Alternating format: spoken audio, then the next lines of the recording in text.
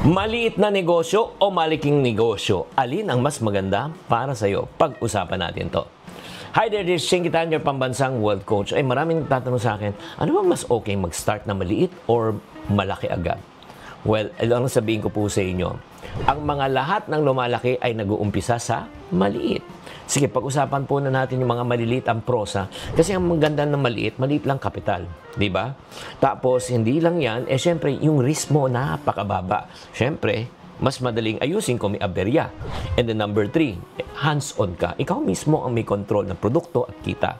Pang-4, flexible. Pwedeng part-time or pwede ring may full-time.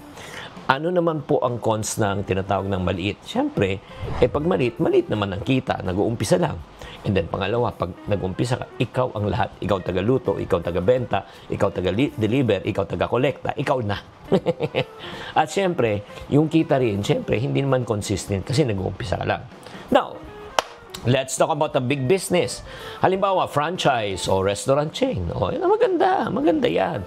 Pero yun nga, higher potential income. Siyempre, mas malaki ang puhunan.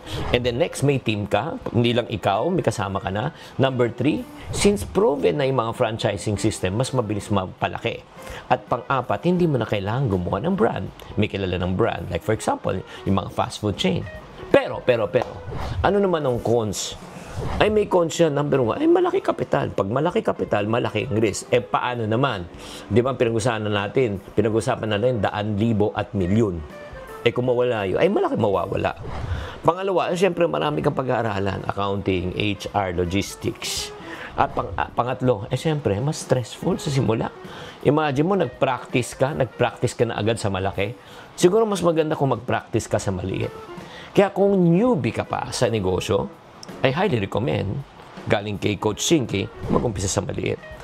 Pero kung ikaw meron ka ng experience, matagal ka nang nagnegosyo, pwede ka na mag-umpisa sa malaki.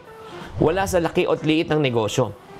Nasa tamang diskarte, sipag at learning attitude yan. Kaya mga kapatid, huwag ka na magpatumpik-tumpik dyan. Mag-umpisa ka na mag-business. Start small, but dream big. Sana nakatulong tong episode na ito. Tatandaan, tamang karunungan, tamang disiplina po ang susi sa pagyaman.